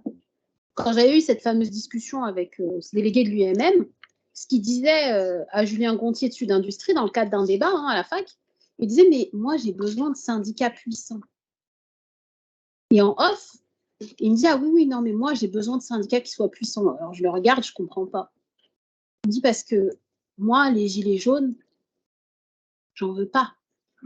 Et en fait, ce qu'il faut que vous intégriez, c'est que quand vous avez des mandats, quand vous rentrez dans le syndicat, l'employeur, quand il traite avec vous, même en CSE, il y a une forme de routine qui s'installe avec lui. Il y a une forme de fonctionnement.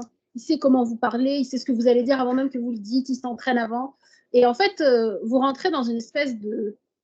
Ouais, vous entendez pas, mais vous vous entendez sur la manière par laquelle vous n'allez pas vous entendre.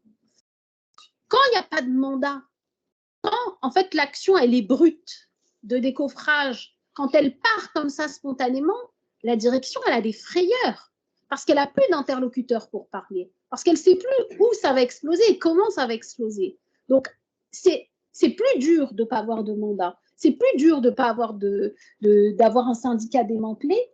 Mais en fait, ça ouvre le champ des possibles, ça crée des choses qui ne sont pas prévisibles pour eux. Et moi, la seule garantie que je peux vous donner, c'est que l'imprévisibilité, ça, ils détestent. Ils détestent parce que c'est quelque chose qu'ils ne peuvent pas gérer. Pour eux, le syndicat, c'est quelque chose qu'ils peuvent gérer. La preuve, ils ont des syndicats qui vont dans leur sens. Donc eux, même le syndicalisme, ils essayent de le gérer. Et puis quand ils trouvent des syndicats qui font office de vrais syndicats, bon, c'est plus dur pour eux. Mais quand ils ont comme ça des collectifs qui se créent, des salariés qui ne sont pas censés faire des choses, qui se mettent à faire des choses, des salariés qu'ils n'ont jamais vu bouger, qui se mettent à bouger, ça, c'est leur cauchemar. Mais il faut que les salariés ils acceptent aussi de prendre leur destin en main. Et alors, moi, c'est plus facile. Hein. Moi, je suis universitaire, je suis fonctionnaire, je suis tranquille, je viens vous donner les leçons, je vais rentrer chez moi, enfin, je serai toujours payée. Que je bouge ou que je ne bouge pas, ça va être pareil pour moi. Bon, c'est facile de donner la leçon. Mais moi, l'idée, ce n'est pas de vous donner la leçon. C'est de vous dire que c'est possible, que ça s'est fait. Si les femmes de chambre dans le nettoyage, qui ont des statuts médiocres, qui ont des gamins qui des fois sont des femmes isolées, qui ne parlent pas français, qui pour certaines ont juste des titres de séjour, qui ont besoin de ce titre de séjour pour bosser, et l'employeur il sait qu'il les tient par ça. Si elles sont capables de se bouger, eh ben, je pense que vous pouvez, c'est possible pour vous. Après, il faut vouloir. C'est une autre question. Mais est-ce que c'est possible de bouger? Je pense que c'est possible. Bon, on arrête sur ces bonnes paroles, parce que fallait bosser un peu, pour monter un peu là, parce que... Vas-y, non, mais... Dernière question. Je viens de voir passer un nouveau type on appelle ça de relation employeur-employé. C'est le titre, c'est CODIR Live Meeting. C'est-à-dire qu'en fait... Moi, je ne comprends pas la langue renouvelée. Le parler vrai, là, je ne comprends pas. Avant, on redescendait l'information comme ça, depuis le directeur jusqu'au chef de département. Oui, voilà. Et là, on est invité en petit groupe avec Sabine Calvo, où on va exprimer nos inquiétudes. Ce qui veut dire qu'en gros, il y a beaucoup de gens qui ne vont rien dire. Et après, on pourra leur dire, bah, oui, mais attendez, là, vous étiez d'accord avec nous quand on était en live meeting.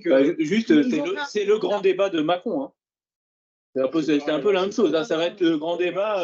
On va refaire le grand débat avec le directeur. Sympa, hein. Moi, je trouve que ça fait un peu les alcooliques anonymes. Ça fait un peu, retrouvons-nous, on va parler. Ça vient de tomber. Demain, j'arrête. Ça fait 2 semaines que je ne bois plus, là. Franchement, ça fait un peu ça, je trouve.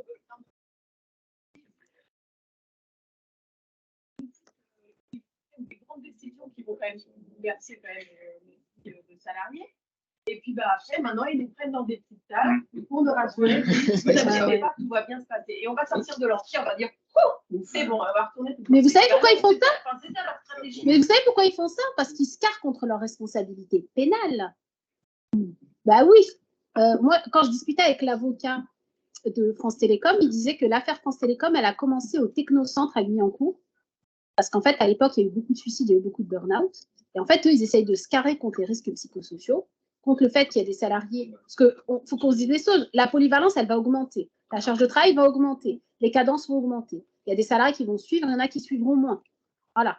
Et en fait, ce qu'ils essayent de se carrer, c'est de dire, ah non, mais nous, on a fait le travail sur les risques psychosociaux, et puis s'il ne va pas bien, c'est parce qu'il a divorcé. Voilà. C'est pas parce qu'il a une grosse charge de travail, il a une grosse pression sur lui, c'est parce qu'il a pété un plomb, parce qu'on lui donne trop de boulot, parce qu'on l'insécurise. Non, non, c'est juste qu'il a des problèmes personnels. Et vous voyez, ces petits groupes de parole, les alcooliques anonymes, là, leur fonction, c'est de se carrer contre d'éventuelles sanctions pénales, parce que votre DRH, elle risque le pénal, hein, avec les dealers de shit et les voleurs de mobylettes. C'est comme ça qu'ils ont fini à France Télécom.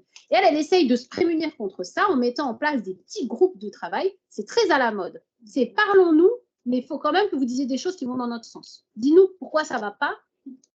Mais faut quand même que tu me dises des choses que je vais entendre. Un peu bizarre comme concept de la parole. Il y a un endroit où la parole elle est libérée, c'est pendant un CSE. Voilà, là la parole est libre, l'employeur est censé parler, il ne parle pas. Après, il va prendre des salariés en off pour savoir comment ils vont. Voilà, les salariés vont bien quand ils sont bien payés, quand ils sont bien considérés. Je ne connais pas d'autre manière de faire bien aller les salariés.